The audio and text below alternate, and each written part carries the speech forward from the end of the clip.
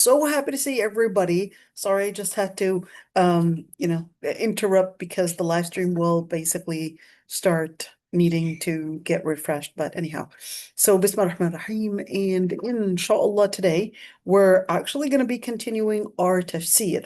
But a couple things to say. Let's look over here and see where we're at in terms of the tafsir for our surah in Surah Al-An'am. So we were pretty much within these ayat. قل تعالوا أتل ما حرم ربكم عليكم ألا تشركوا به شيئا وبالوالدين إحسانا. And we went into 14 different points in regards to this ayah right there, or at least in regards to this ayah and that ayah. 14 different matters. We talked about various topics. And right now, of course, after covering وَأَنَّ هَذَا صِرَاطِي مُسْتَقِيمًا فَاتَّبِعُوا وَلَا تَتَّبِعُوا السُّبُلَ فَتَفَرَّقَ بِكُمْ عَنْ سَبِيلِهِ. We basically went into وَأَنَّ هَذَا صِرَاطِي. What is a sirat? What is al-mustaqim? فَاتَّبِعُوهُ. And we talked about the three different things that the shadda can teach us, whether we're talking about a gradual process of following the path, or whether we're speaking about consistency, or whether we're speaking about determination. So that's what we would take basically from فَاتَّبِعُوا وَلَا تَتَّبِعُوا السُّبُلَ, and do not follow the different paths. And then we went to two different hadith where they indicate that the Prophet ﷺ had shown, or at least he drew kind of like a graph thing, or kind of like I guess a piece of demonstrative art. Well, it's not really art. I mean, it's, drawing the lines. We talked about those and we went in details with that. Then we left off at this ayah. ثم آتينا موسى الكتاب تماما على الذي أحسن وتفصيلا. That's basically where we left off at, which basically relates to this transition. ثم آتينا موسى الكتاب تماما على الذي أحسن وتفصيلا لكل شيء. Let's give at least a surface translation for a bit.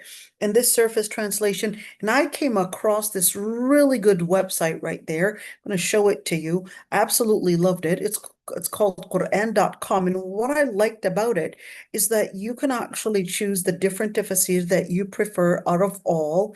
And I also liked about that you can actually hover over, just put your cursor over the word, and it would give you kind of like a little pop-up on what that word means. So kind of like an interlinear type of translation type of thing. It's really good. And of course, gives you whatever ayat that you would want and the choices of the different tafsir. Maybe I could show you a little bit about those tafsir that I pretty much like right there. I can show you just a little bit. I'm going to go up all the way to the very top right there, and we're just going to see some of those tafasir, and I'm going to show you right there those tafasir. Let me see if you guys could actually see yes, you can. Okay, so from these tafasir that I had seen, I did not really study this Abdul Halim. Mustafa Khattab, a very new one, but I liked how he tried to embed the various tafsir and make it into a simple language. I think he did an outstanding job. Usmani was not that bad. It was actually good. Maududi was a little detailed, and I must admit, it is really underestimated. I really think he deserves better credit for the work that he had done. Pictol, I guess the language is a little too advanced for a majority of the people because the English language in it is a little hard, but definitely when you would see those footnotes, and the footnotes at the bottom of that translation, can give you at least a broader, I would say, embedded tafsir slash, I would say, translation and a tafsir, and tries to embed a number of different things together. Love that piece of it. Yusuf Ali, yes, definitely, as probably the most famous. Sahih International was actually done by a Muslim revert from Minnesota and did an outstanding job. Although I could see, yes, she beautifully tried to simplify it. In tried to simplify the English language in it, and but sometimes I would say may have lacked the deep Arabic understanding, or at least the deep Arabic tafsir that she probably would have benefited from to go to, those deep tafsir in order to perhaps maybe choose the best terms in order to give the best translation.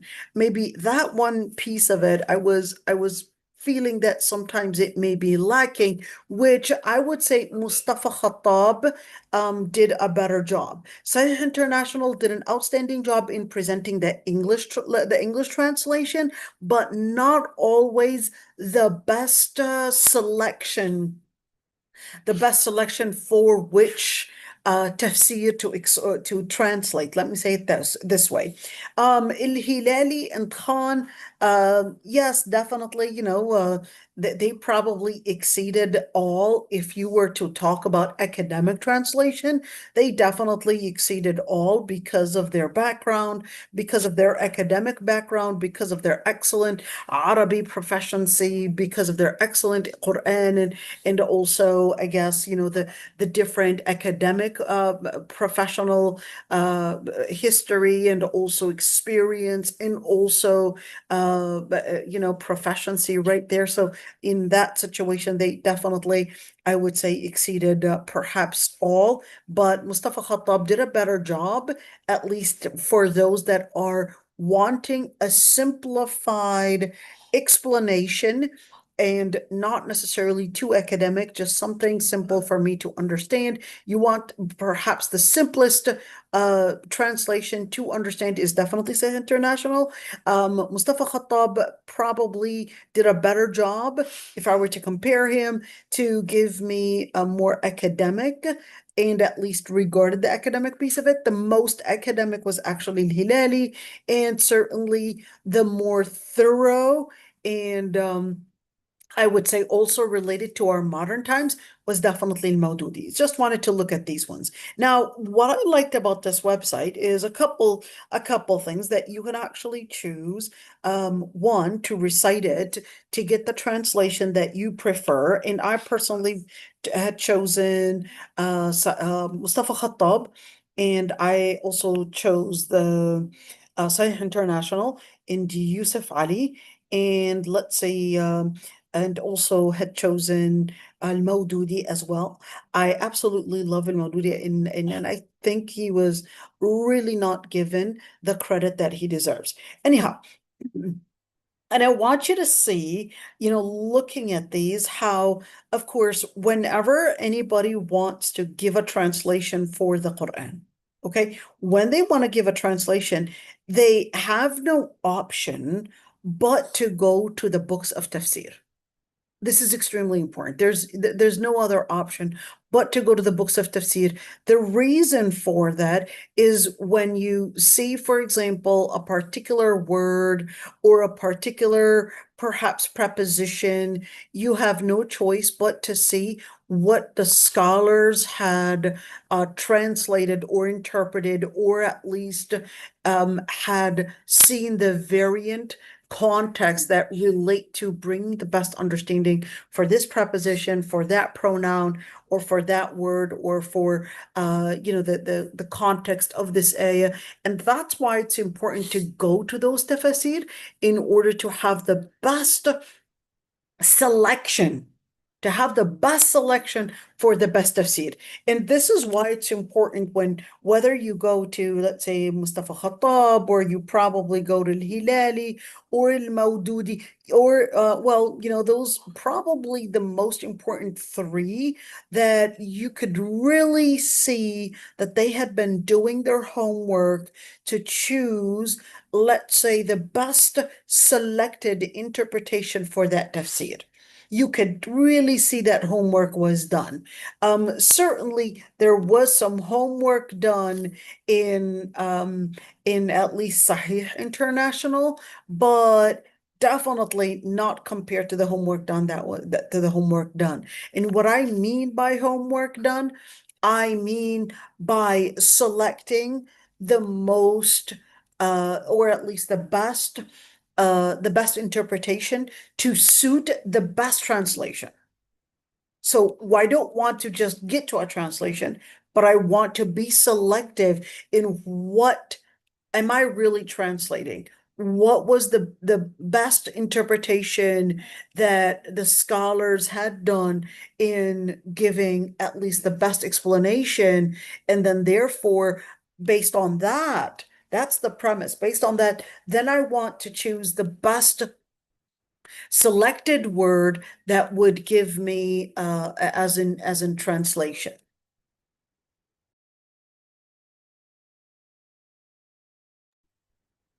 Okay, so let's move on right there. And the reason why I wanted to actually comment on that is because of the word thumma, but that's not the only word. Let me explain that right there. So the ayah says, ثم آتينا موسى الكتاب تماما على الذي أحسن وتفصيلا تفصيلا لكل شيء وهدى ورحمة لعلهم بلقاء ربهم يؤمنون. Now the word thumma can actually have a number of different meanings. The word thumma can mean then, could also mean an addition, could also mean a chronological order, could also mean just a general addition or at least continuation or annexing it to a previous context and then continue it from there. So when you look at the word thumma or you look at the word wa, then depending on the translation, then you're going to actually bring in a new interpretation. Let me explain what I mean by that. So for the scholars that actually said thumma, that it actually means just an addition, they said, well, if it means just an addition, then right there, this would be adding it to the previous context, to the previous ayat, the previous sentence, which is basically saying, قل تعالوا أتل ما حرم ربكم.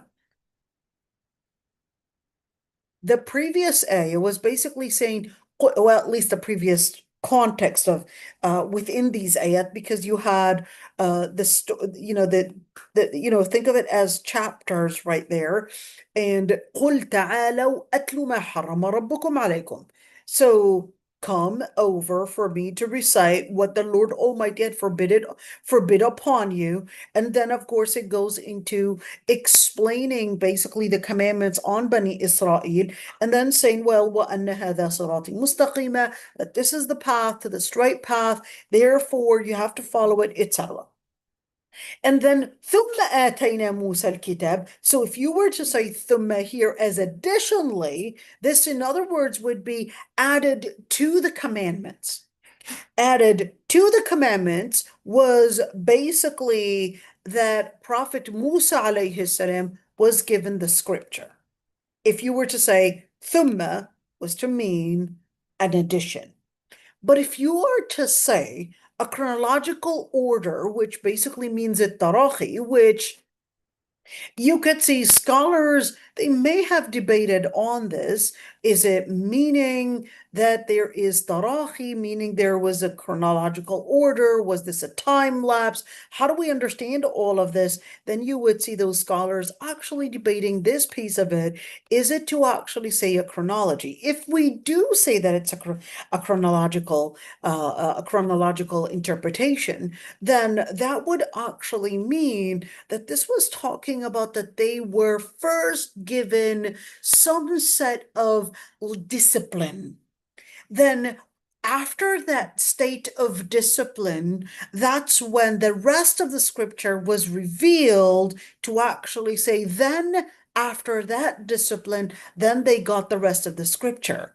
Now, here's one thing. Like Tahir ibn Ashur, he basically objected to this interpretation versus al-Alusi, who I really admire very much, but certainly you have to see each one in their defense and why Lucy actually said, well, like, here's why I explained that it was actually a chronological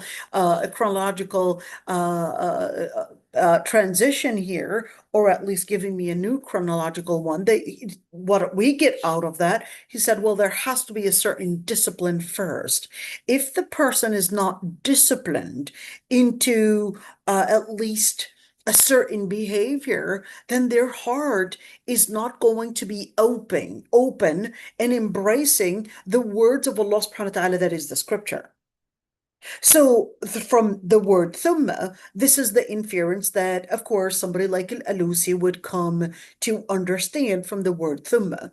He would understand that there was supposed to be a set of discipline in order to embrace the scripture. So in other words, what we would get out of that is also another inference that in order to get that ilm, that there has to be tarbiyah, that there has to be discipline, that there's no ilm that's going to be coming to you if you are just not disciplined to learn how to focus. And this is what you would get from, a scholar like Al-Alusi, and he would say that this is what we can learn from Thumma.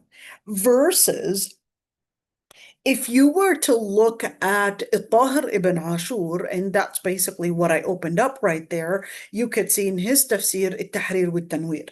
And I talked about his tafsir, which is approximately in almost 15, well, no, 21 volumes, but some of the volumes, they're basically annexed together. I don't know why Dar al-Maziri actually did that, but that's what they did. So they would put volume 1 and 2 together, and then that would look like one book, but I don't know why on earth they would do that. But in the end, is that you had almost, it's in 10 volumes, but technically it's actually in 21 volumes. But of course, that publishing house, which is Dar al-Maziri, this is what they had done. But التحرير والتنوير is by far perhaps one of the best tafsir. In fact, if I had the choice, I would pretty much prefer it over Tafsir al-Qurtubi. You know why?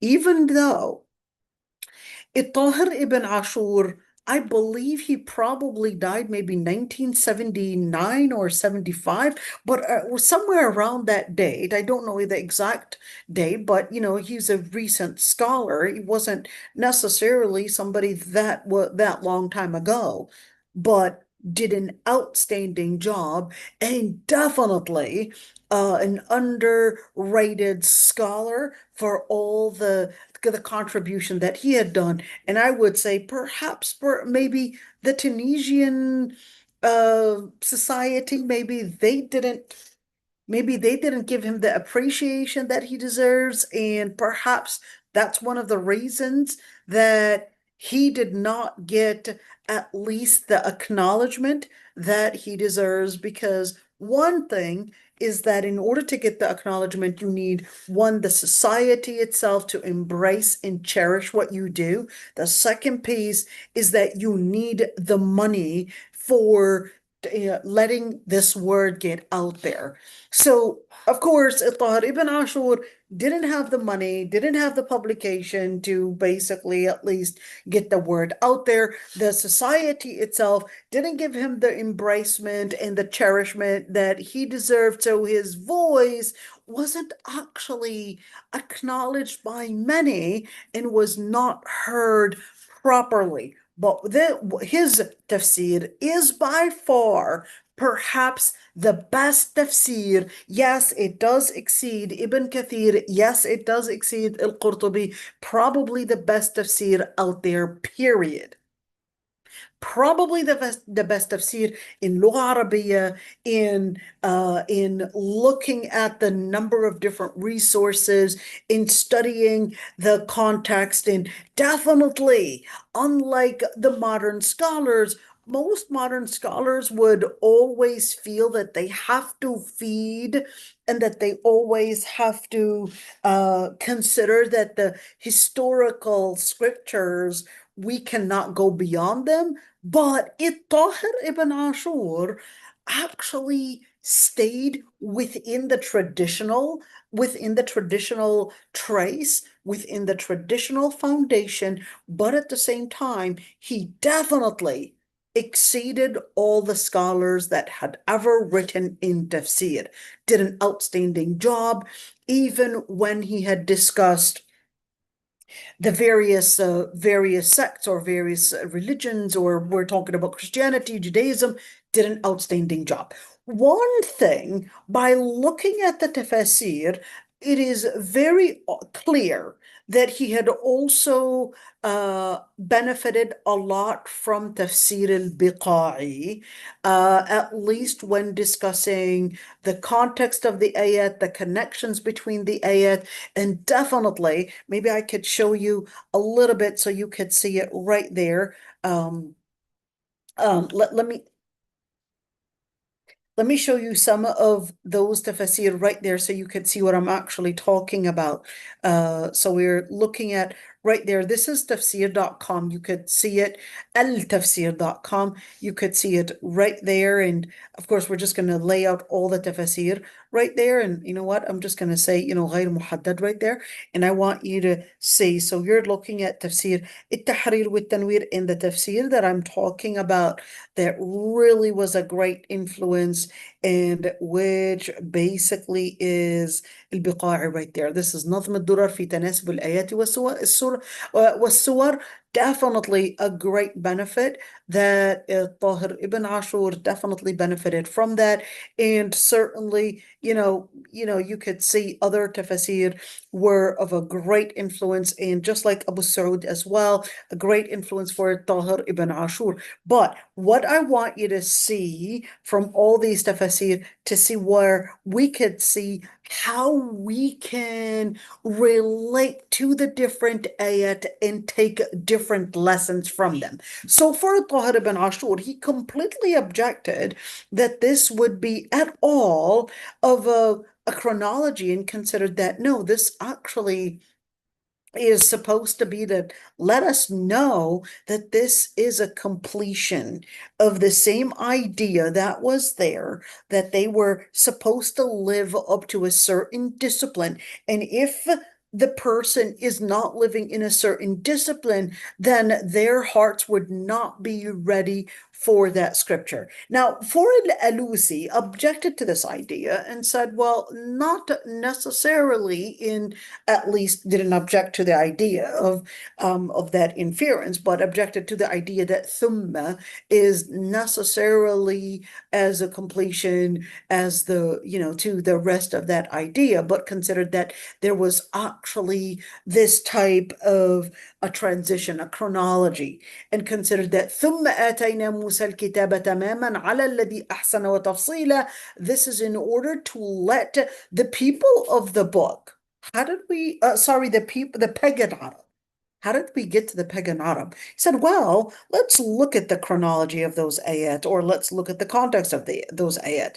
The ayah says, فَإِن كَذَّبُوكَ فَقُلْ رَبُّكُمْ ذُو رَحْمَةٍ وَاسِعَةٍ. If they deny you, then tell them your Lord Almighty is of vast mercy, and that his punishment would not be stopped upon those that would commit crimes. And the people that had associated partners with Allah subhanahu wa ta'ala, they would say, well, we would not have done so. We would not have associated partners with Allah subhanahu wa ta'ala.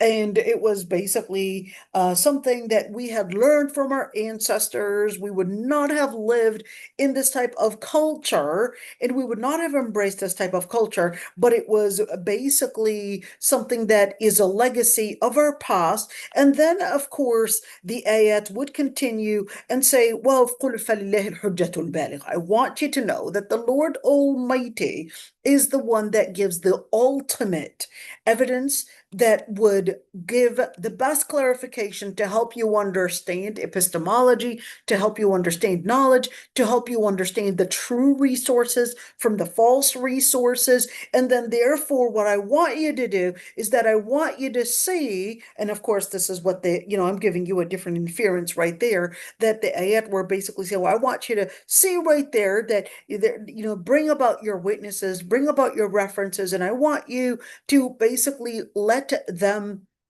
recognize. So this ayah is basically wanting them to recognize that Allah subhanahu wa ta'ala had historically, and it traces all the way back to the various prophets that had come to actually give the legacy, to give the information. So therefore, objecting to the pagan Arabs that there was nothing that was sent historically, and all of this claim, according to them, is nothing but a myth that was invented by Muhammad ibn Abdullah sallallahu alaihi wasallam. That's what they wanted to basically claim. So that's when the ayah was saying, well, you know what? You just come and remember that قُلْ تَعَالَوْا أَتْلُ مَا حَرَّمَ رَبُّكُمْ. So that's to tell them what? That's to say that when it came to legislature, you didn't just get it out of the blue like that. In other words, when you're talking about morality, morality comes in different ways. There's one way that you would recognize morality through an instinct.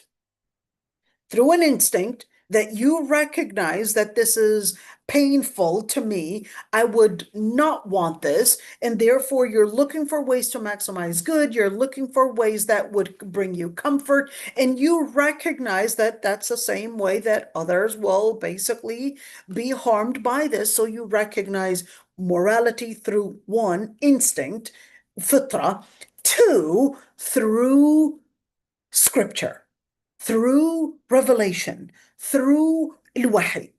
So that's basically what Allah subhanahu wa ta'ala was letting them know, that, hey, right there, أَتْلُ مَا حَرَّمَ رَبُّ قُلْ تَعَالَوْا أَتْلُ مَا حَرَّمَ رَبُّكُمْ عَلَيْكُمْ, that he's basically giving them the inference. Now, you recognize, O pagan Arab, that there was a scripture that was sent to the different groups that live at least within your society, the Jews, the Christians. You recognize that there were some mannerisms that they had basically adopted, and that you yourself, you consider yourself tracing back all the way to Prophet Ibrahim alayhi salam. Then you recognize that there were some mannerisms that basically traced back to the previous prophets, to the previous revelation. And it was not invented by your ancestors as an anecdote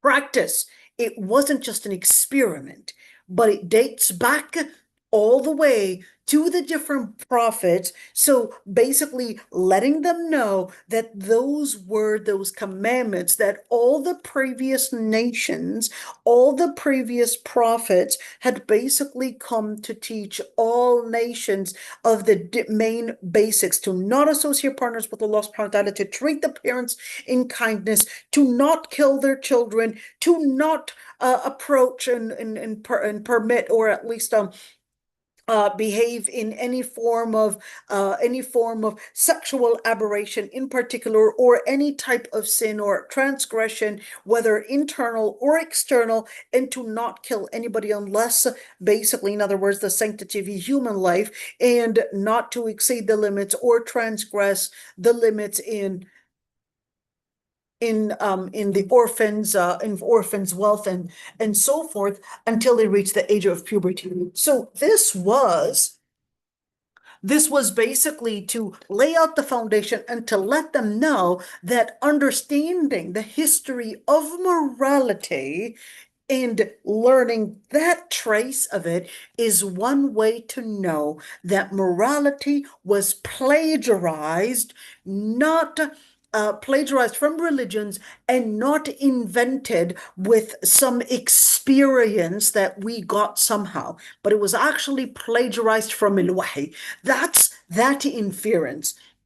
that morality, that ethics was actually plagiarized from religions that date back to Prophet Musa, or then date back to Prophet Nuh, or date back to, well, before Prophet, well, after Prophet Nuh is Ibrahim, but Ibrahim, Nuh, and then Adam alayhi salam. So basically, to let us know, understanding morality is, yes, you have the sensors on the inside that would recognize that, yes, this is acceptable, this is painful, this is making me happy. You recognize certain levels of justice, but that's not enough. So Allah subhanahu wa ta'ala then lets us know, ثُمَّ آتَيْنَا مُوسَى الْكِتَابَ تَمَامًا عَلَى الَّذِي أَحْسَنَ وَتَفْصِيلًا. In other words, there was a history and a foundation throughout history that laid out certain ethics, certain foundation of ethics, and that's basically to let the pagan Arab know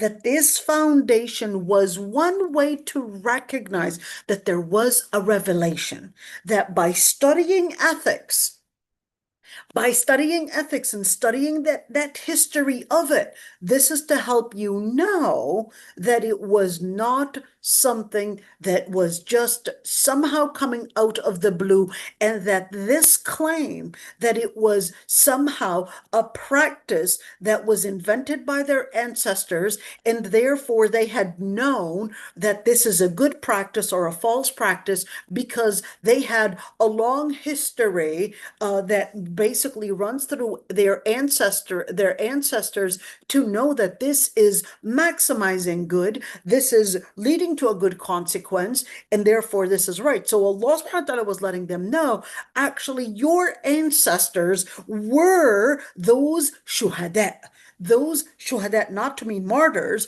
but your ancestors, and what they had basically lived in certain manners that you would recognize is good or wrong, at least in some things, that dates back all the way to the different revelation, to the different disciplines that date back even farther than that. But you had missed out on some of that discipline as a result of various human influences, and certainly shaitan bringing in a number of different influences and personal interest coming in to change it. But then it comes in to tell us, ثُمَّ آتَيْنَا مُوسَى الْكِتَابَ, with the same trace of establishing akhlaq, mannerisms, ethics, and the foundation of, let's say, epistemology that dates back all the way to Adam alayhi salam. And that's very important to keep in mind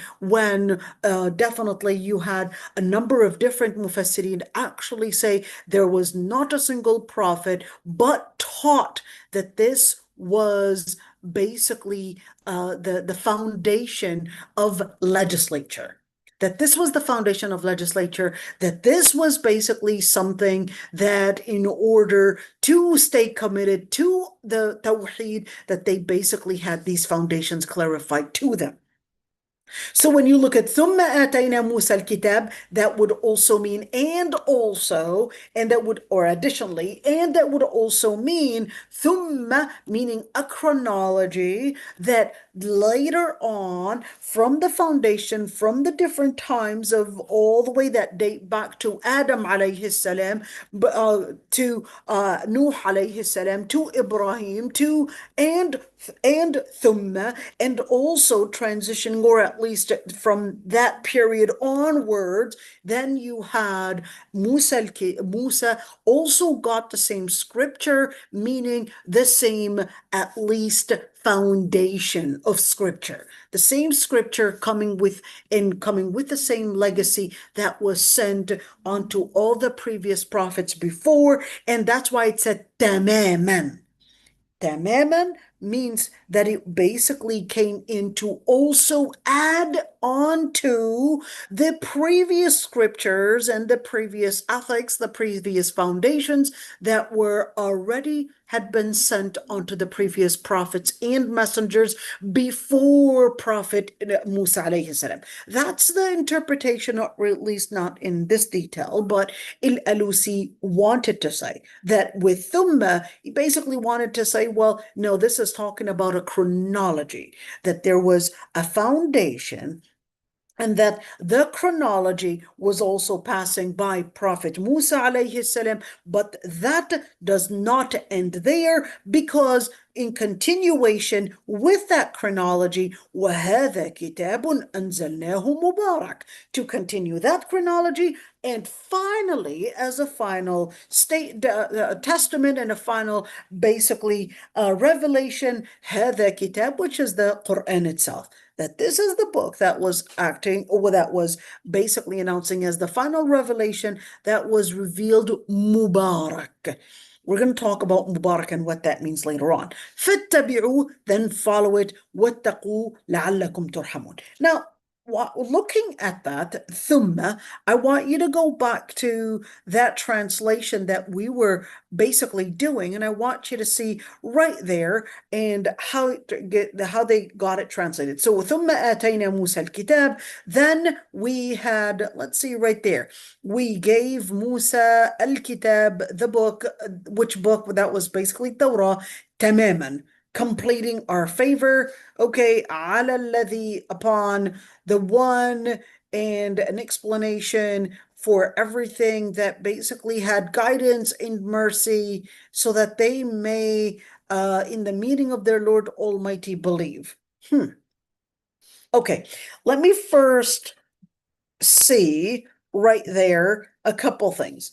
Now, when you compare these translations, of course, doing a word by word translation, just like we were having over the mouse, okay, that doesn't actually give me the complete explanation. So we're just going to see it.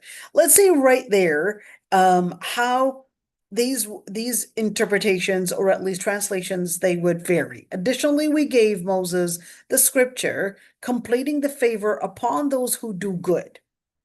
Upon those who do good. In other words, what did he really want to adopt? You could see he wanted to adopt the translation, or at least the tafsir of Tahir ibn Ashur. So he said, we gave this, completing the favor upon those who do good. So therefore, taking it tamaman ala alladhi ahsan. So in other words, according to Tahir ibn Ashur, this thumma was an addition to all the different pieces of the scripture. The scripture that is this scripture of al-Kitab that was revealed unto Prophet Musa, it already contained everything, including containing basically these commandments that were there, and including the different details, further details, for those that wanted to basically do good, for those that wanted to, let's say, advance in what commitment they would want to practice, detailing everything. So here, وَتَفْصِيلًا, giving more details, لِكُلِّ شَيْء. That's why he said everything. And as a guide in mercy. So perhaps they would be certain of meeting with their Lord. So, لَعَلَّهُمْ بِلِقَاءِ رَبِّهِمْ يُؤْمِنُونَ. Let's see Sahih International. She said, then we gave Moses the scripture, making it complete upon one who did good. So when you look at, you see the you know, the variant translation right there, making it complete upon one who did good. I do not know really of anybody that translated or that interpreted this ayah this way, making it complete upon one who did good, because this was actually speaking in the, you know, in a general context. But let's see right there. ثم أتينا موسى الكتاب تماما على الذي أحسن وتفصيلا. Give the scripture making it complete upon one who did good, and as detailed explanation of all the things and guidance and mercy, that perhaps in the meeting with their Lord they would believe. Let's see, al-Hilali. Then we gave Musa, now you could see he chose al-Alusi. We gave Musa the book of Torah to complete our favor upon those who do right. I like this one, to complete our favor upon those who do right. So that would mean, as the inference, that those that would practice Allah subhanahu wa ta'ala's teachings, then they would basically get another favor, which is giving them more enlightenment. Enlightenment, at least in giving them more details about that one. Then let's see, write this one. Then we gave to Moses the book, completing the benediction of Allah upon the one who acts righteously, spelling out everything clearly, a guidance and a mercy, so that they may believe in their meeting with their Lord. Maududi did an outstanding job. But I guess I'm not sure with the word then. We gave Moses the book, completing the benediction of Allah, على الذي أحسن وتفصيلا, and upon the one who acts righteously. Spelling out everything clearly. I like that, spelling out everything clearly, because it's basically to, indicate that everything was actually clear in its words, to make it lack ambiguity, and therefore they would not claim that things were not detailed enough for their understanding, so that they may believe in their meeting with their Lord. لعلهم بلقاء ربهم يؤمنون. So is that talking about commitment? Let's see, Yusuf Ali. Moreover, moreover, that basically tells me that he had chosen Tahir ibn Ashur. We gave Moses the book, completing our favor to those who would do right, love it, and explaining all things in detail, and a guide and a mercy that they might believe in meeting with their Lord. Okay. I know we can, see the variant words, but they pretty much agree on the same idea. Let's go to Tafseer al-Qurtubi for a little bit and really see what he says in regards to this ayah. And then we're going to go for Tahir bin Ashur and see those ayat and how other ayat were adding that were supporting a certain interpretation. So al-Qurtubi wanted to say ثم آتينا موسى الكتاب. He said, well, this basically is, we can go back to seeing the different qira'at, and that's a very good approach. In order to make any tafsir, you want to make sure that you go back to the various qira'at, because the various qira'at are going to give you an additional reference of how other aiding qira'at were giving what kind of a meaning. So he basically said, well, what you could see is that على الذي أحسن, and he said, well, it would be also written, of course, we also have على الذي أحسن in رواية حفص. He basically said that would mean تماما على الذي هو أحسن, that it would basically be something that would give more completion. In other words, it would be something that is really similar to what the Prophet ﷺ had also said about the pagan Arab. He said, إِنَّمَا جِئْتُ لِأُتَمِّمَ مَكَارِمَ الْأَخْلَاقِ. I had come to complete the best of mannerisms. So did the Arab actually have akhlaq? Yes, they did. That's why he said utammim. In other words, there was a foundation of akhlaq that the Arab had actually lived by. But the Prophet ﷺ considered that, well, I'm just, in fact, in another hadith, he said that he's just a labina. He's just this little last stone that was there to complete the building of that fortress that the prophets and the messengers had built and had basically set the foundation for. He was just a labina. It's like, I'm just this little brick. I'm just this brick, the final brick in this great fortress that was built way before me. So let's see right there. And he basically said, well, what we're going to say is that these different qira'at, they basically had wanted to support this explanation. And he said, well, Mujahid had also said, تماما على المحسن والمؤمن محسن المؤمن, that it would be an addition, it would be a completion. In other words, yes, you may have the foundation, and this is really important. You can have somebody that is perhaps a Chinese or an Indian or somebody that is not Muslim from a different country, even though they're not Muslim. But you can have some people, even though they're not Muslim, but have great akhlaq, and in fact have better akhlaq than some Muslims. So Allah subhanahu wa ta'ala was letting us know that yes, indeed, you can have these people, but these mannerisms, Allah subhanahu wa ta'ala was letting us know it would be tamaman ala alladhi ahsan. Quran comes in and it would be, think of it as the final seal.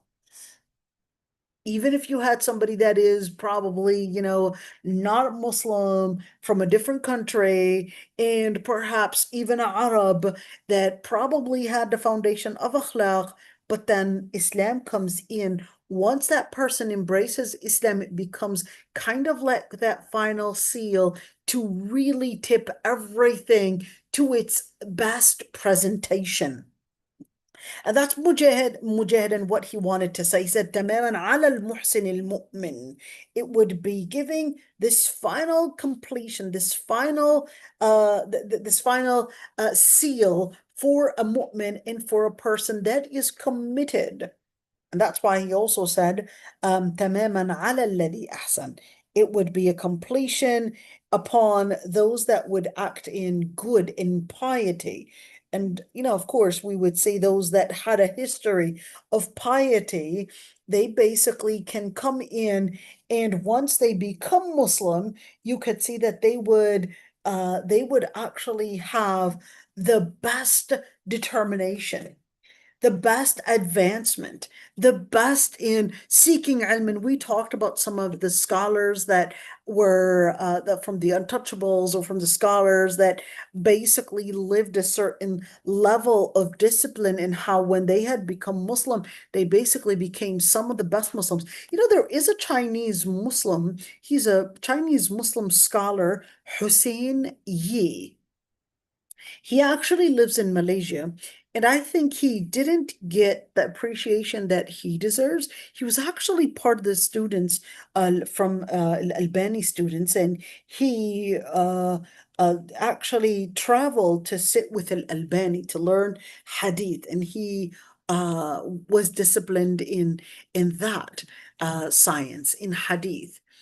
And I would say, a number of different reasons, perhaps maybe why he didn't get the appreciation that he deserves. One thing is that sometimes we don't recognize those that deserve the listening ear. And sometimes we look for people that give us either motivation or people that give us validation to what we want to hear. And that's pretty scary, because if we're looking for teachers that are validating, what we want to hear and validating our practices, then are we really seeking that tamam? Are we really trying to improve? Are we really trying to grow? Or are we seeking people, or seeking perhaps someone to make us feel good with where we're at right now? And this is important to understand that what we're supposed to be looking for is tamaman, is something that is supposed to make us grow. And that's that discipline. How do we grow? We don't necessarily look for scholars that give us validation to what we want to believe in or validation to what we want to behave in, but we look for scholars that let us study the scripture, that let us know what the scripture or what the revelation is saying in order for us to grow. And that's what we learn. ثم آتينا موسى الكتاب تماما على الذي أحسن. For those that really already have the foundation of piety, then you will see that they are seeking ways to improve and not seeking a scripture to validate what they want to basically live in, especially in our society and the mindset today during our modern times.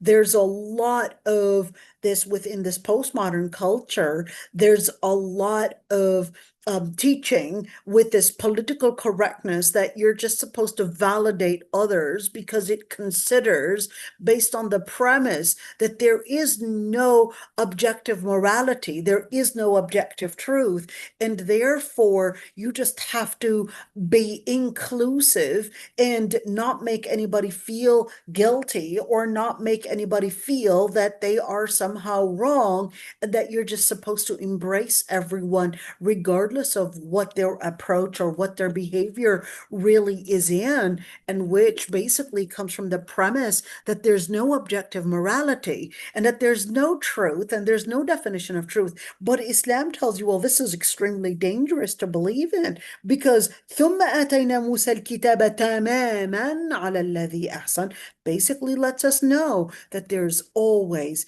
room for improvement, in what you're looking for is not validation, but you're looking for a way to learn. How do I learn? How do I grow in my commitment? How do I grow into becoming a better person? Well, there's تفصيلا لكل شيء. You basically learn the details of everything. Like, what do you mean, learn the details of everything? Well, you learn the details of everything that was written in the scripture. That's one key passage for you to grow in your deen. Well, what am I going to learn? Well, you're going to learn it. That's the foundation. You will not grow until you take the time to invest all the time to learn about these details, the details about seerah, the details about perhaps maybe legislature, fiqh, the details about aqidah, the details about all those different areas. And that's how that passage of that mindset, changing the vision and how you see things, that's what will guide you to huda. That's what will guide you to that guidance, to knowing what decisions to make, to basically turning certain things down because they're not an opportunity to you anymore. You're not going to see that this, I don't know, this rich person, this rich guy, or probably may have a PhD or maybe have some kind of a degree, some kind of a beautiful house, etc., but he's not Muslim. You're not going to see that he was an opportunity anyways if he were to come and ask for your hand. You're not going to see it as an opportunity that you had to turn down, because to you, Deen is the number one thing that you consider as your priority. So if this person came in to ask for your hand in marriage, for example, you're not going to see him as an opportunity that, oh, I had to turn down, or should I turn it down, or even do istikhara. It makes no sense, because to you, if it contradicts guidance, if it contradicts that passage, then to you, you would not second thought, and you would not even second or think twice, because to you, I'm looking for tafsila likulli shay. I already had put in the mindset to understand the foundation of truth.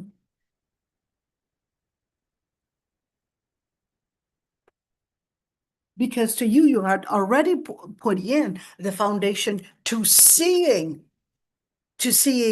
and classifying everything based on the definition of what was in the revelation itself. So now you are recognizing تفصيلا لكل شيء. That was the start.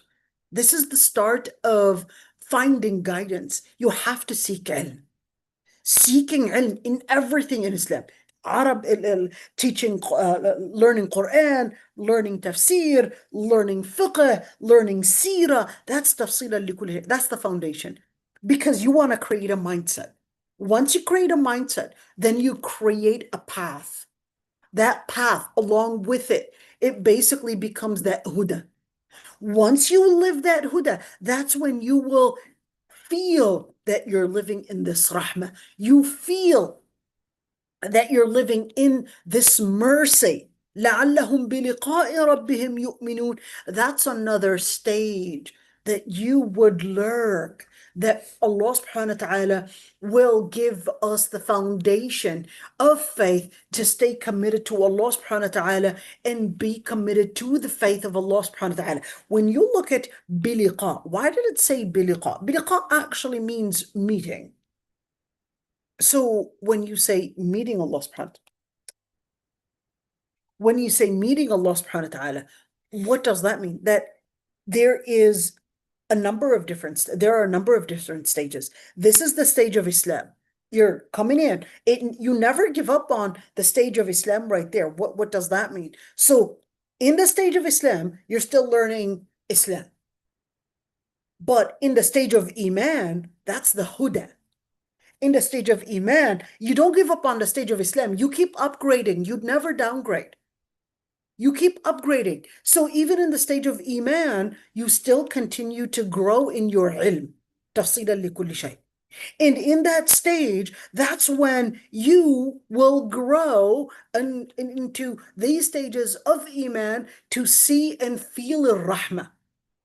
But then, لَعَلَّهُمْ بِلِقَاءِ رَبِّهِمْ يُؤْمِنُونَ. That's basically that stage of ihsan. لَعَلَّهُمْ بِلِقَاءِ رَبِّهِمْ يُؤْمِنُونَ. In that stage, it becomes that the person, what is the stage of ihsan? In the stage of ihsan, that when in Hadith Jibreel عليه السلام, what did he say? He basically said, أن تعبد الله كأنك تراها, in the definition of the stage of ihsan. So لعلهم بلقاء, that's that liqa, in the stage of ihsan. لقاء ربهم يؤمنون. Although, yes, بلقاء ربهم لعلهم بلقاء ربهم يؤمنون. It's not just exclusive to the stage of ihsan, but it's basically including the stage of Islam, the stage of Iman, the stage of ihsan. But this is to let us know that your ability or your growth in these different stages, from the stage of Islam to the stage of Iman to the stage of ihsan, that basically requires that commitment to the scripture itself. Okay, let's continue right there. So, تماما على الذين أحسنوا, and that's basically قراءة Ibn Mas'ud, and he basically said, well, this is as a completion على الذين أحسنوا, تماما على الذين أحسنوا, as in قراءة Ibn Mas'ud. And let's see right here, and he said, and it was said, أعطينا موسى التوراة زيادة على ما كان يحسنه موسى ما كان علمه الله قبل نزول التوراة عليه.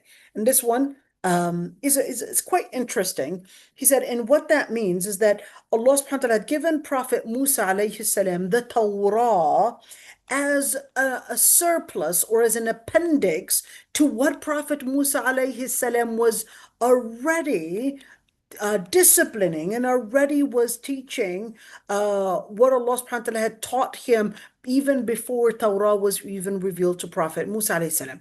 What is that giving me the inference? Remember, Allah subhanahu wa ta'ala says, وَاصْطَنَعْتُكَ لِنَفْسِي. Prophet Musa alayhi salam, when did he get the revelation? When did he get the actual wahi? He got the actual wahi at the age of 40. All the prophets, they got the actual wahi at the age of 40. Of course, Prophet Musa alayhi salam, differences of opinions on that.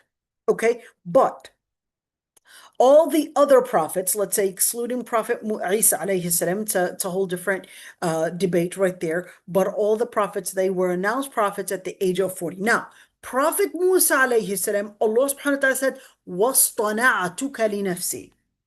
When you say وَاصْطَنَعْتُكَ لِنَفْسِي, in other words, I disciplined you in order to be for a specific mission, which is the mission for the Lord Almighty, which is the mission of da'wah, which is the mission of revealing and to carry on the revelation of the Lord Almighty.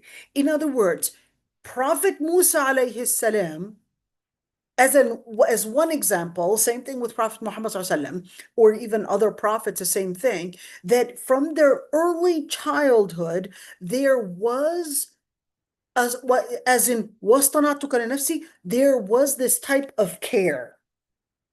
There was this type of discipline that it was internal and external in order to maintain them pure, to maintain them disciplined, to maintain them good even before they were prophets. And then ثم آتينا موسى الكتاب, and then he got the revelation. So before that, Prophet Musa alayhi salam was already a leader, was already a good example that people were spotting good signs and good leadership signs that this person contains some exceptional behavior, exceptional discipline, exceptional honesty, exceptional piety, exceptional righteousness, even before he even had the revelation. That reminds me of the hadith when the Prophet ﷺ basically said, سَبْعَةٌ يَظِلُّهُمُ اللَّهُ يَوْمَ لَا ظِلَّ إِلَّا ظِلُّهُ. And he had mentioned شَابٌ نَشَأَ فِي عِبَادَةِ اللَّهِ.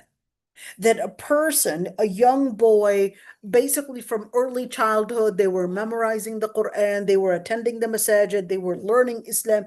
They didn't have these let's say, aberrations or great aberrations in their life. This person is basically growing in a certain path. And when they grow up to be, let's say, a 20-year-old or perhaps 25-year-olds, they were from their early foundation, when their mother and father, when they got married, they were always teaching them their Islam. They were always disciplining them within this area. When they reached 25, or they reached the later ages, in let's say that age when they're right now practicing their independent life without any further mentorship from their own parents, they had already built that foundation of mindset on Tawheed, behavior on Sharia, and therefore internally and externally they were expressing Iman. Those people, they would be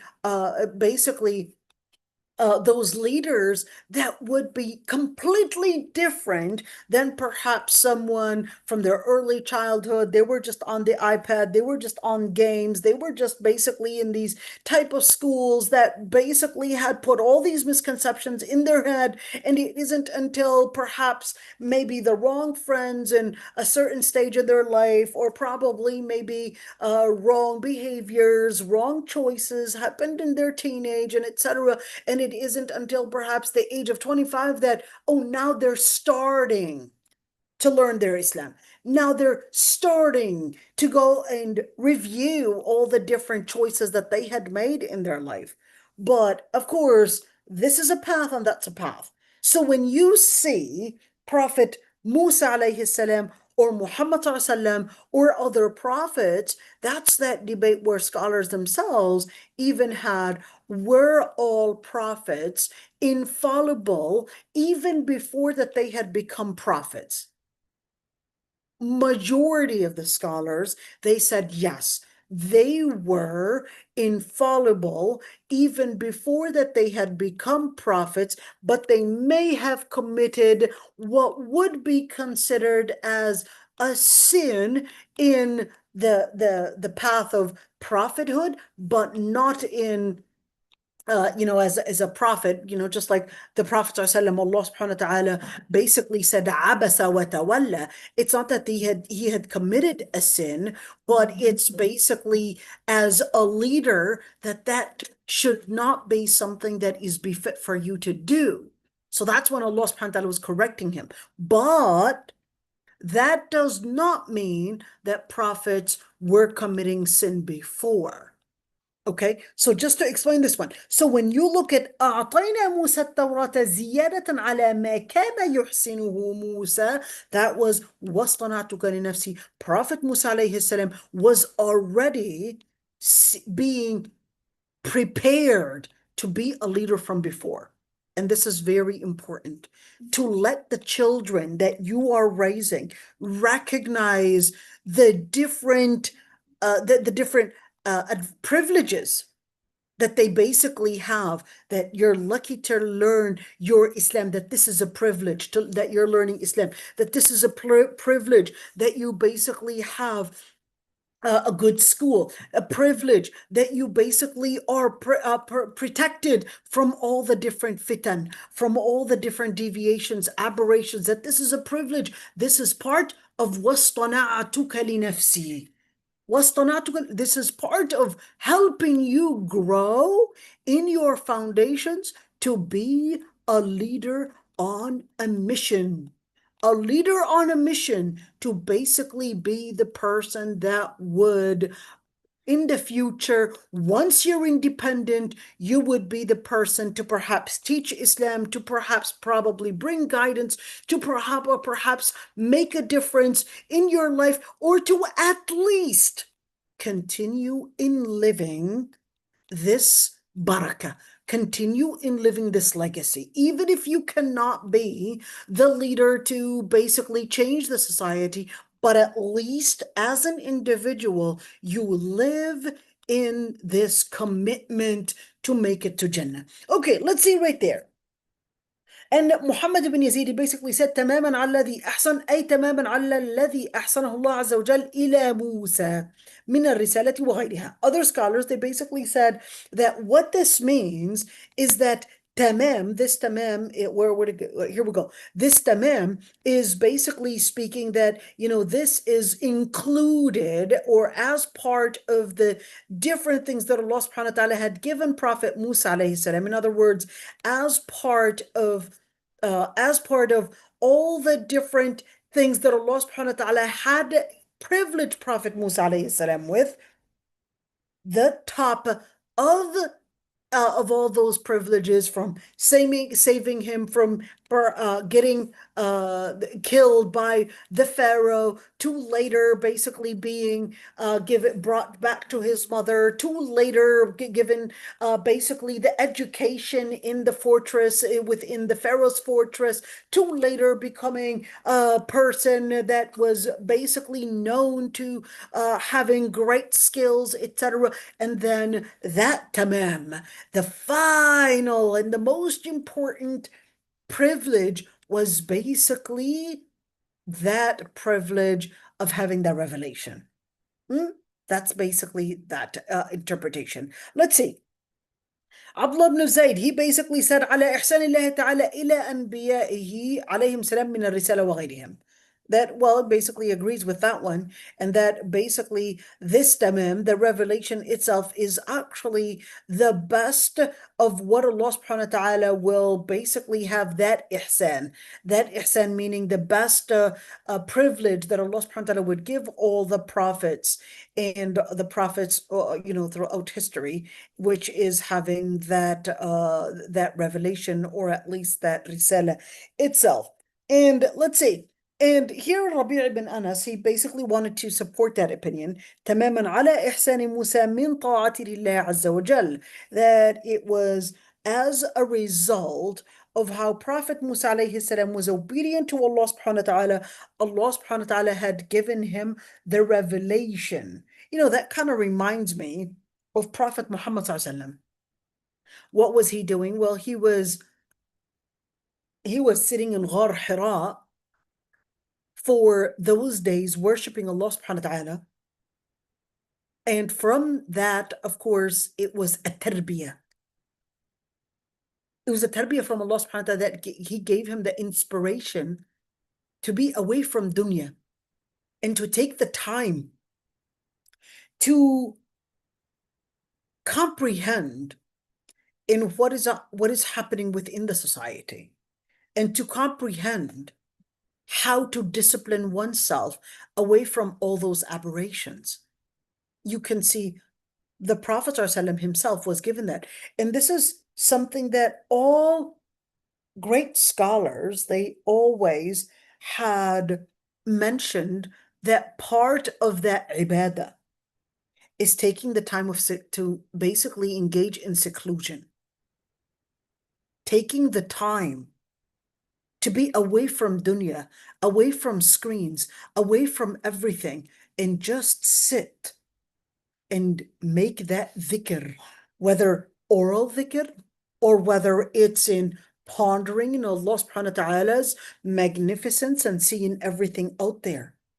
That taking the time to do that ta'ah lillahi azza wa jal in obedience and in dhikr, and that will grow that person's capacity to even later be able to understand the scripture itself. So yes, we're not going to be becoming prophets by taking the time to, ponder and do that dhikr. We're not going to become prophets, but we will be getting certain capacities to understand the scripture. Okay, let's see. So he said, ثُمَّ قِيل, ثُمَّ is basically telling us, some scholars actually said that this is an addition, بمعنى الواو. And other scholars, they said, ثُمَّ, this is basically giving us a chronology right there. So even you could see, al-Qurtubi just wanted to summarize, I guess, just summarize the different takes that other scholars had on basically the explanation of that thumma. Does it mean just an addition, or does it mean a chronology right there? So therefore, according to those two meanings, you could see قل تعالوا أتل ما حرم ربكم عليكم ثم أتل ما أتينا موسى تماما. So that would basically mean in thumma, well, let me come and basically recite right there what your Lord Almighty had forbid upon you from all these different things that were mentioned, and then let you basically be aware of what was revealed onto Prophet Musa alayhi salam later as tamaman. So that was the foundation. And then, of course, there was that completion in that revelation, at least during the time of Prophet Musa alayhi salam.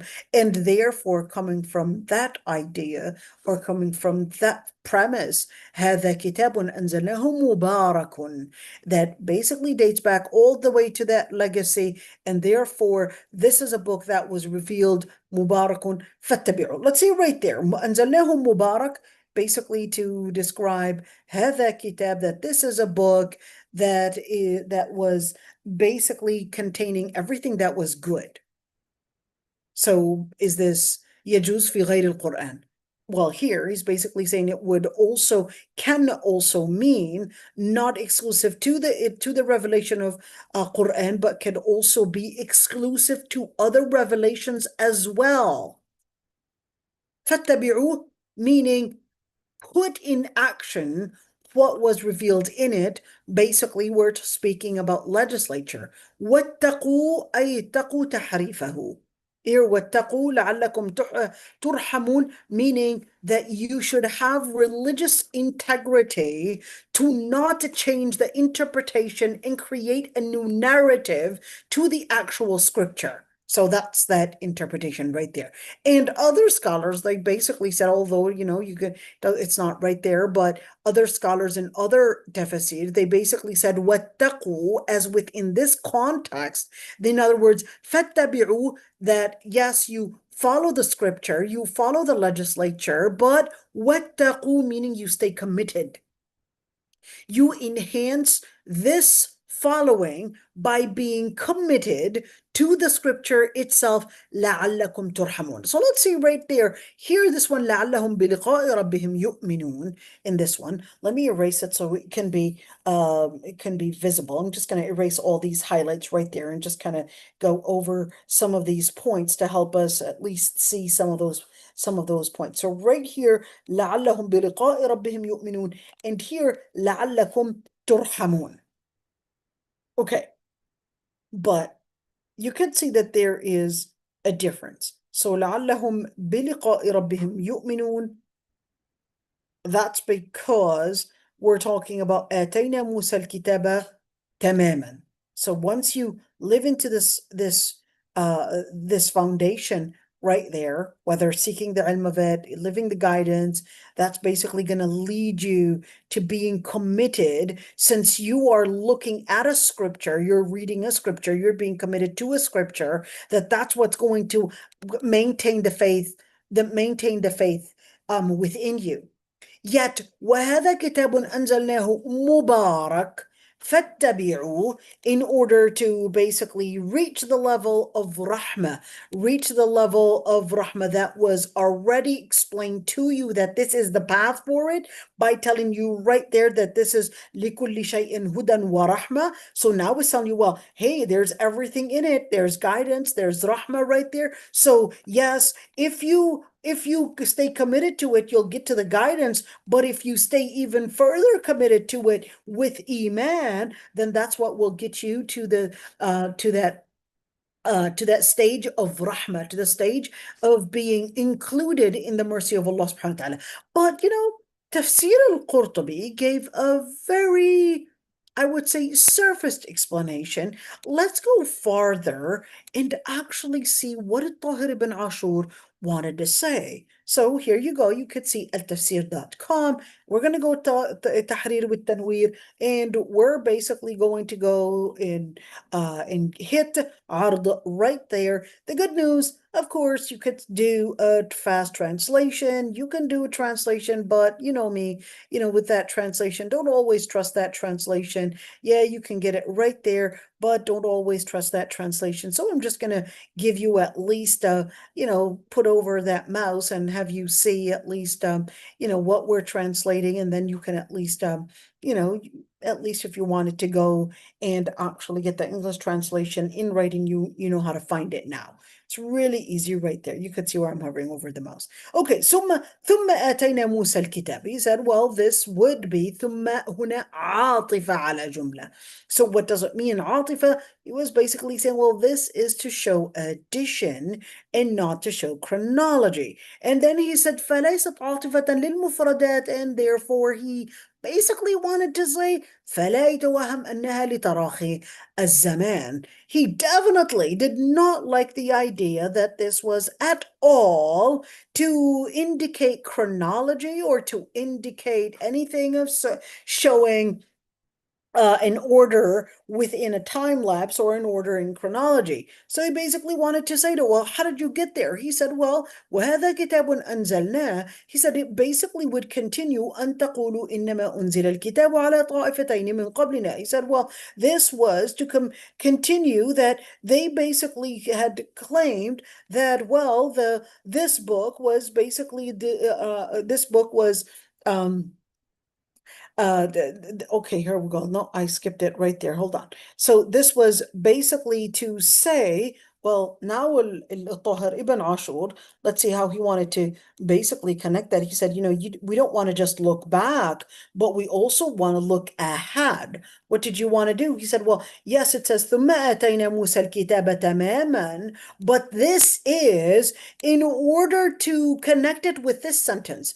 أن تقولوا إنما أنزل الكتاب. So that one day you will probably make a claim that, well, how come those revelations that had basically revealed onto the different groups that had come before us, that is the Christians and the Jews, and therefore we had no clue of such scripture, so therefore you can't hold us accountable for it. We don't believe in those scriptures, and therefore Of course, that's the pagan Arab that would say.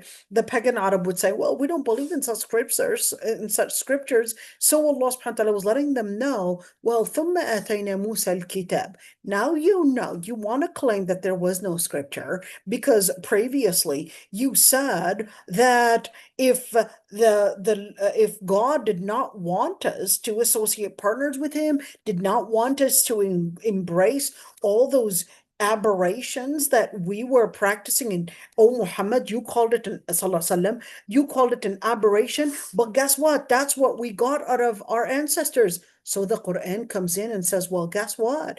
Remember, you were going to claim that there was no revelation before you, but yes, there was. You're going to say that there was no revelation. So I just wanted to let you know that there was a revelation that was sent unto Prophet Musa, and that was actually a complete revelation right there, and it was available, but you chose not to investigated, you chose not to embrace it. It does not mean that somehow there was no revelation. So in other words, this ayah, according to Tahir ibn Ashur, was really to refute the claim that the Arab had made, which is لو شاء الله ما أشركنا ولا آباؤنا ولا حرمنا من شيء. They basically came with an argument and said, if God didn't want us to follow this deviation, then why did he not correct it from the very start? So Allah subhanahu wa ta'ala then responds to them and says, well, there was a revelation. In fact, there was a basis for the ethics that you yourself would recognize that there are certain ethics that we have to adopt. And those ethics, they actually date back all the way to the different prophets. But you will still claim that there was no revelation, just like the previous nations had also made this claim. And that's why Allah subhanahu wa ta'ala says, وَمَا قَدَرُ اللَّهَ حَقَّ قَدْرِهِ إِذْ قَالُوا مَا أَنزَلَ اللَّهُ عَلَى بَشَرٍ مِّن شَيْءٍ. The previous nations, they also made the same claim, and they said no other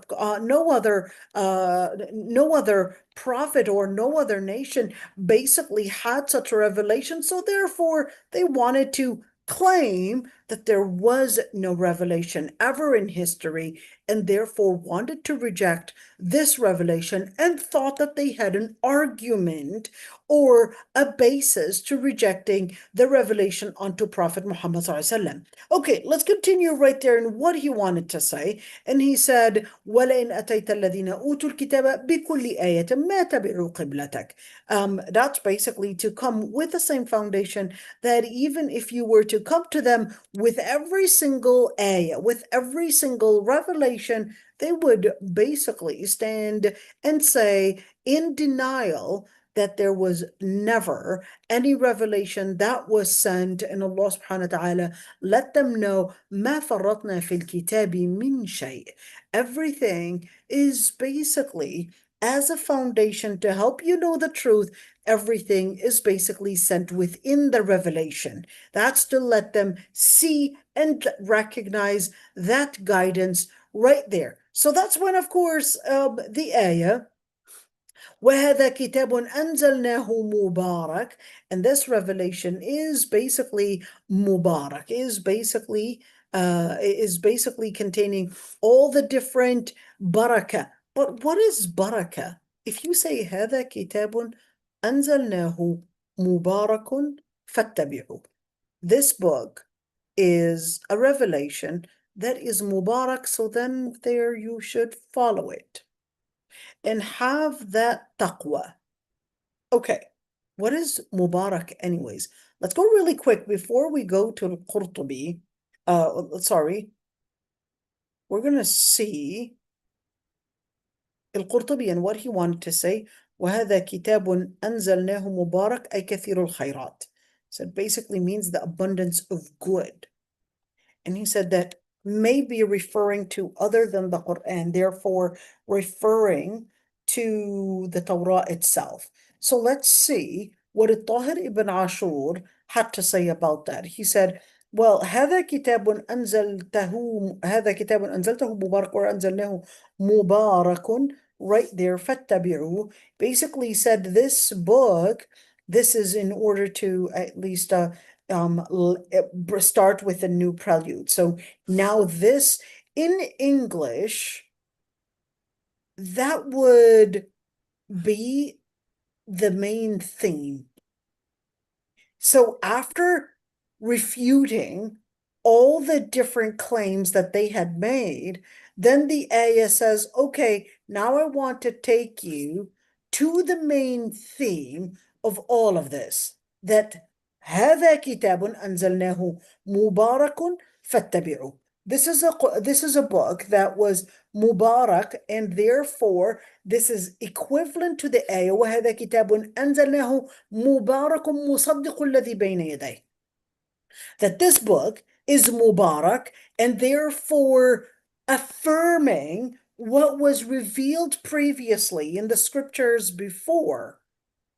And therefore, of course, we would know that in attabi'u illa ma yuha ilay. I would only follow what was revealed onto me, or ittabi' ma uhiya ilayka min kitab rabbik, and follow what was revealed onto you from your Lord Almighty. But what is barakah anyways? So I got this beautiful right there, just a very summarized article. I'm going to take you to it really quick. And what they did was just a definition for barakah. What does barakah actually mean? And again, you can have a beautiful translation right there, but I'm not going to actually go back to the English translation. I'm just gonna basically show the original and help us see it. So Al-Raghib basically said, oh, who's Al-Raghib? Al-Raghib is basically one of those scholars in Lugha Arabiya, and he's basically saying البركة ثبوت الخير الإلهي في الشيء.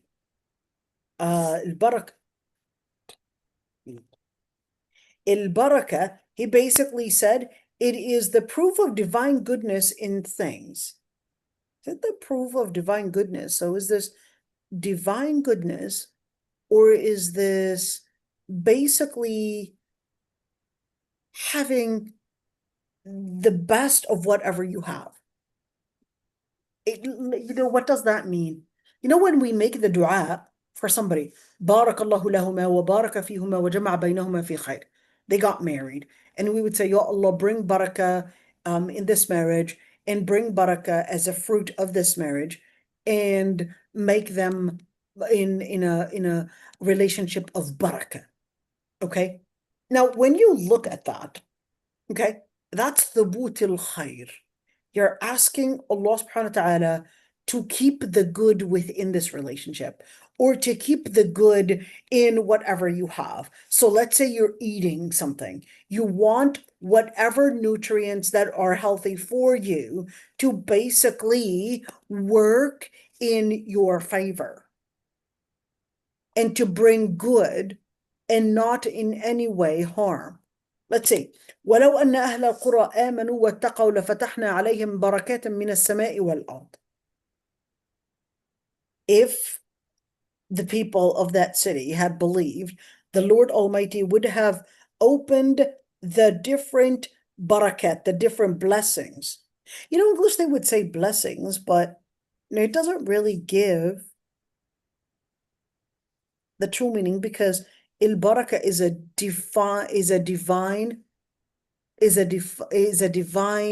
in English at least. It's more of a biblical word. It would mean a divine approval kind of thing. It would be a divine approval, a divine blessing, or a divine impact or divine influence on it. Let's see Ibn al-Qayyim, and he said, البركة حقيقتها الثبوت واللزوم والاستقرار، فمنه برك البعير إذا استقر على الأرض، ومنه المبرك لموضع البروك. وقال صاحب الصحاح: وكل شيء ثبت وأقام فقد برك. والبرك الإبل الكثيرة، والبركة بكسر الباء كالحوض، وسميت بذلك لإقامة الماء فيها. والبركاء الثبات في الحرب والجد فيها. Okay, let's see. What is Ibn al-Qayyim saying? I'm going to bring the translation really quick. And he said, the blessing is the truth of stability, necessity and stability, for it is the pools of the camel. Absolutely horrible translation. I'm going to take me back to the original. البركة حقيقتها الثبوت واللزوم والاستقرار. البركة in its etymology basically means what is stable and basically maintaining on a certain level of tranquility. From the same meaning, basically baraka al-ba'ir, when a camel is basically stable in one particular place on earth, and that's for that place of what would be wherever it is settled. Sahib al-Sahah al-Jawhari, he basically said everything that is stable in one particular area, that is basically barakah. It's quite interesting when you're looking at al-barakah, that's the first meaning of it. Let's look at the barakah and the other meaning of it. An-nama wa ziyada. So the first one was basically being stable on what is good. That's barakah. Keeping the good in it. Let's see. Another meaning for barakah is an increase in whatever is good within it. So let's say something has good within it. You're asking Allah subhanahu wa ta'ala to increase the good influence and the good impact. So that's what would mean that we're saying, may Allah subhanahu wa ta'ala, okay, so you two are getting married, and we're saying, Ya Allah, barakallahu lahuma, wa baraka fihuma, wa jama'a baynahuma fi khayr. Ya Allah, let there be more good coming out of this relationship. And that's why أنبورك من في النار ومن حولها وباركنا عليه وعلى إسحاق. And we had put barakah on him and Ishaq, basically on باركنا عليه وعلى إسحاق, on Prophet Ibrahim and Prophet Ismail and Prophet Ishaq. تجري بأمره إلى الأرض التي باركنا فيها, the land that Allah subhanahu wa ta'ala had blessed. Basically, بيت المقدس, القدس. بارك لي فيما أعطيت. We would make the dua, بارك لي فيما أعطيت. Ya Allah, bless me with the things that you had given me. Meaning what? Keep the good thing in it? No, means increase it. We would make the dua, increase it. Barakallahu laka fi ahlika wa malik. The Prophet ﷺ made the dua for Sa'd ibn Rabi'. May Allah subhanahu wa ta'ala put barakah and a blessing in your spouse and your children and your family, basically, and also your wealth. And Prophet Isa alayhi salam made the dua or said, وَجَعَلَنِي مُبَارَكًا أَيْنَمَا كُنْتَ, and made me a person of blessing wherever I may be. And in the Quran, Allah subhanahu wa ta'ala described it as وَهَذَا كِتَابٌ أَنزَلْنَاهُ مُبَارَكٌ. This is a book that was revealed in Mubarak. Mubarak, whether that it contains good within it, it is basically also growing in what is good, in other words, growing in its implication of how it will bring basically in your favor the interest and effect basically in your life. Kitabun anzalnahu mubarak. So now we see just some meanings about that barakah. And let's see, when we make Ibn al-Athir, he basically was talking about that Salat al-Ibrahimiyya, Allahumma barik ala Muhammad wa ala ali Muhammad kama barakta ala Ibrahim wa ala ali Ibrahim. What does that mean? أي أثبت له وأدب ما أعطيته من التشريف والكرامة. Meaning, we're making the dua, Ya Allah, maintain what you had given him from the honor and also at-tashrif, from the honor and nobility that basically Prophet Muhammad ﷺ and Prophet Ibrahim alayhi salam and basically maintain that honor that they were given. So Ibn al-Qayyim basically said that this is an invocation that would include فهذا الدعاء يتضمن إعطائه من الخير ما أعطاه لآل إبراهيم. So this is a dua to ask Allah subhanahu wa ta'ala to give him basically that is Muhammad sallallahu alaihi wasallam, from the good that Allah subhanahu wa ta'ala had given the family of Prophet Ibrahim alayhi salam. So what does that mean? Does that mean it's a dua for myself as well? Yes, it's a dua for you. Aren't you part of the ummah of the ummah that was following Prophet Muhammad sallallahu alaihi wasallam and Prophet Ibrahim? Yes, you are. So therefore, you would be making a dua for yourself as well. So therefore, now we know that al-baraka is to make the dua for an increase in good and an increase, and also to maintain the impact and the influence of good to basically come into effect. To come into effect. So we're gonna stop right here, inshallah. And I know it's very late upon all of you, but we're gonna stop right here, inshallah. So if there are any questions, I'd be happy to answer them, inshallah.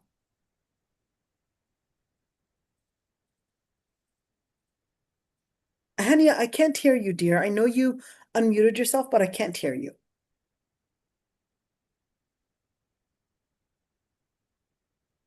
Oh dear, I can't hear you. So you might want to maybe type it down because we cannot hear you. It seems like your mic is